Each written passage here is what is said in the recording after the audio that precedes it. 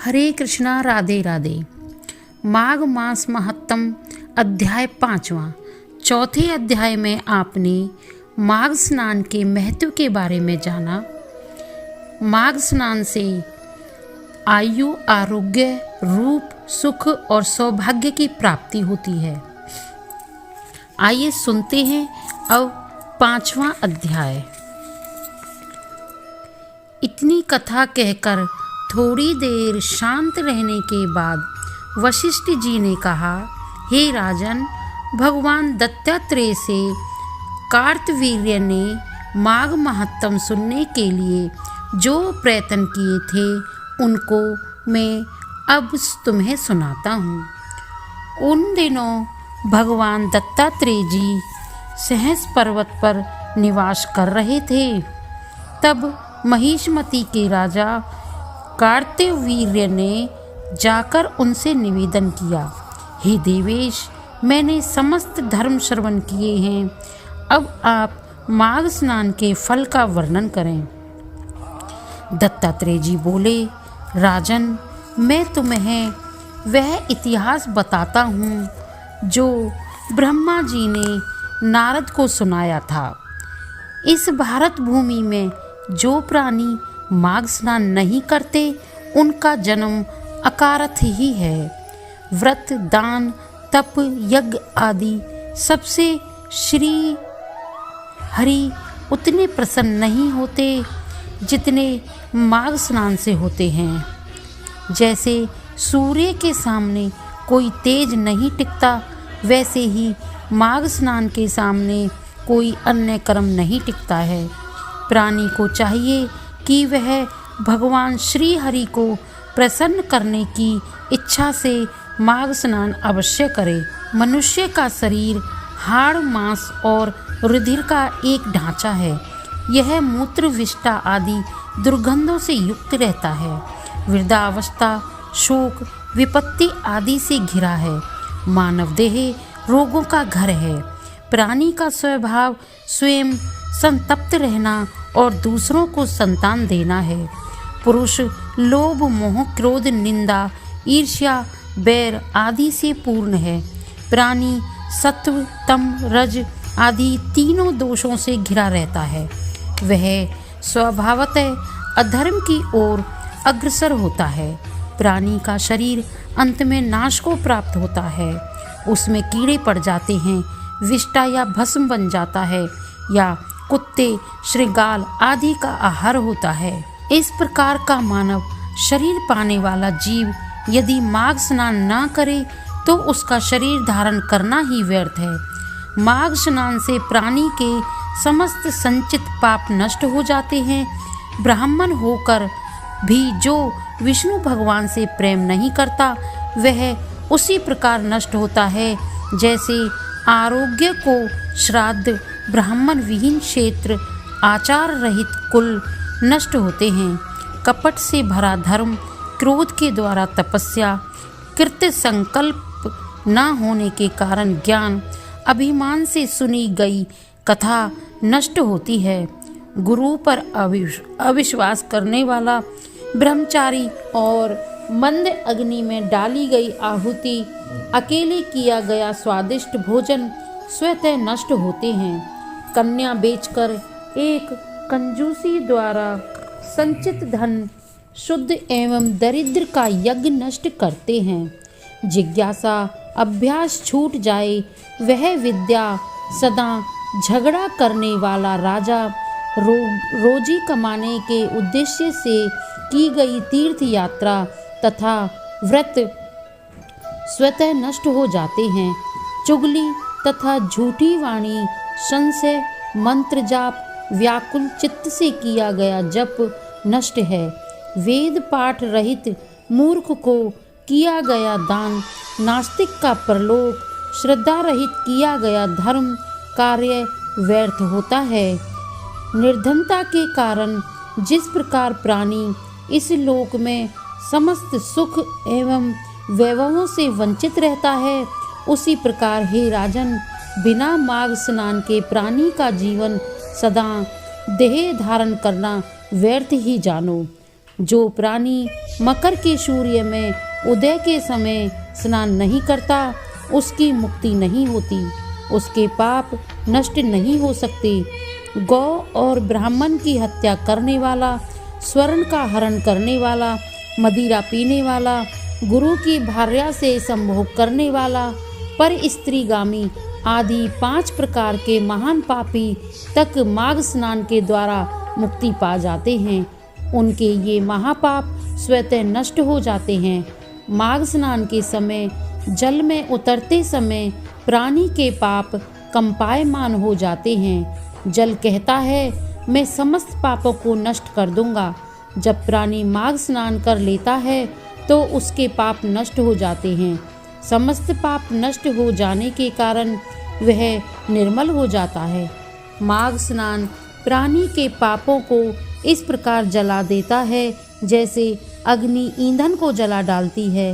हे राजन, ज्ञान, अज्ञान और प्रमोद से किए गए सभी पाप उसी तरह नष्ट हो जाते हैं जैसे सूर्य के प्रकाश से अंधकार। माघ स्नान श्रेष्ठ फल देने वाला है। जिस प्रकार विष्णु भक्ति में सभी प्राणियों का अधिकार समान है, उसी प्रकार माघ स्नान के लिए भी सभी अधिकार हैं। इसी कारण इसे श्रेष्ठ पाप नाशक उत्तम मंत्र और परम तप कहा जाता है। प्राणी को पूर्व जन्मों के अभ्यास द्वारा ही माघ स्नान की बुद्धि उपजती है। जिस तरह अनेकों जन्म के अभ्यास द्वारा आध्यात्मिक ज्ञान प्राप्त होता है, ज्ञान से बुद्धि उपजती है, माघ स्नान की महिमा अक्षय है। यह पवित्र जनों को भी पवित्र करता है। जो प्राणी इस स्नान को नहीं करते वे सुख संपदा से वंचित रहते हैं, उनको संसार के सुख प्राप्त नहीं होते। हे राजन, इस परम प्रभावशाली माघ स्नान की प्राचीन कथा सुनो। कांजिका नाम की एक ब्राह्मणी भृगु वंश में हुई। वह बाल विधवा हो गई। तब उसने कठोर तप किया। विंध्याचल पर्वत पर रेवा और कपिल के संगम स्थान पर भगवान श्री हरि की आराधना का व्रत धारण करके वहां बैठ गई। उसने अपनी समस्त इंद्रियों को जीत लिया, क्रोध को नष्ट कर और वह एकांकी रहकर अल्प भाषणी हुई। उसने तपस्याओं के द्वारा शरीर को सुखाना आरंभ कर दिया। देवताओं को प्रसन्न करने के लिए यज्ञ किए। ब्राह्मण को यथाशक्ति दान दिया। वह आहार हेतु खेतों में से अन्न चुनती और समस्त व्रतों को नियम पूर्वक धारण करती थी। नर्मदा के पावन तट पर वह पुण्य मास बिताती थी। उस सुशील तपस्वी ने बड़े धैर्य और संतोष के साथ माघ स्नान किए। हे राजन, काल चक्र के प्रभाव में पड़कर उस ब्राह्मणी ने उसी तीर्थ स्थान पर अपनी तापस देह त्याग दी। मृत्यु के उपरांत माघ स्नान के प्रभाव से वह भगवान श्री हरि के बैकुंठ धाम को गई। वहाँ 4000 वर्ष तक सुख भोगती रही।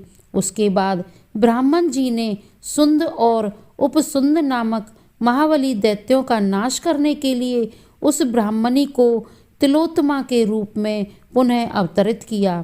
अपने पूर्व पुण्यों के प्रभावों से ही वह परम रूपवती हुई।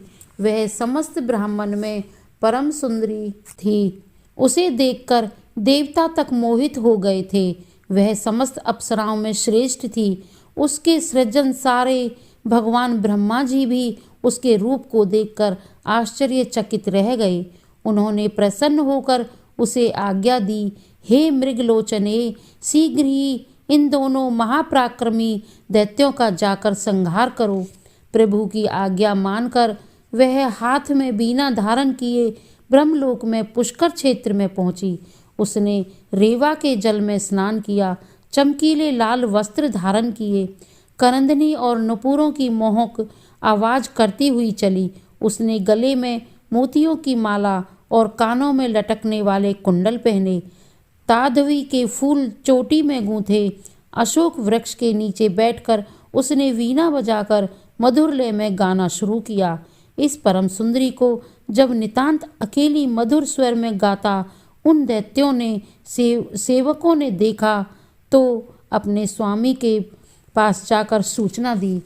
दूतों ने प्रसन्न हो सुंद और उपसुंद से कहा, हे दैत्य राजो, यही पास अशोक वन में एक परम सुंदरी नितांत अकेली बैठी वीणा पर गा रही है। उसका स्वरूप बहुत ही मनोहर है।